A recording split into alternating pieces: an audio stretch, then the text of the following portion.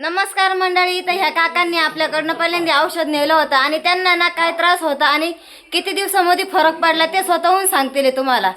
काका तुम्ही कुठून आले ते? आम्ही संभाजीनगरहून आलेलो आहे. हो. मला 10 वर्षापासून त्रास होत होता, पण आता 1 महिन्यापूर्वी मी औषध नेलेले आहे. चौथ्या दिवशीच मला एकदम थोडा आराम पडला आणि आता कायमच्या स्वरूपी आराम झालेला आहे. किती वर्षापासून त्रास होतो तुम्हाला? 10 वर्षापासून होता. किती गोळ्या म्हणजे बाहेरची किती गोळ्या औषध? बाहेरची औषधी कमीत कमी मी 1 महिन्याला दवाखान्यात जात होतो.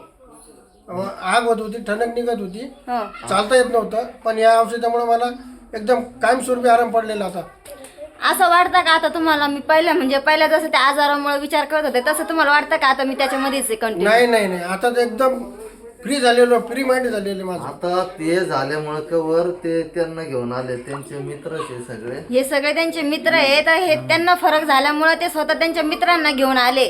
तर का आता आपण आता आपल्या गॅरंटीनच म्हणजे पहिल्यांदा आपल्या भरोशावर आले त्यांनी आता ते औषध नेले. आता त्यांना स्वतःला फरक जाणवलाय म्हणून त्यांच्या भरोशावर ते सगळे हे त्यांचे मित्र घेऊन आले. ते पण आता पहिल्यांदाच आलेले. फरक पडतो का औषधाने? फरक पडतो औषधाने. आपण आपण जेवढं 100% गॅरंटी दिलेली त्याच्या प्रमाणात आहेच आहे ना.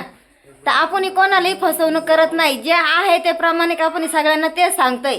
आणि कुणी हे नाही का हे आपले तर आपण स्वतःहून त्यांना बोलायला सांगतो. यातला कोणताच भाग नाही. पुढे बोलत होते का? सांगतो. अजून आपल्या इथं कुठं फ्रॉड होतंय. आपल्या इथं आल्यानंतर कुणीही फसवणार नाही. फक्त आपल्या इथं कमानी पैसे आल्यानंतर फ्रॉड होईल. तुमच्या सोबत कसं झालंय? इथं आल्यानंतर आवाज देत होते आम्हाला. आवाज देत होते, ते दुसरेच लोक होते, तुम्ही तिकडे जाऊ नका औषधाला आणि इथंच या.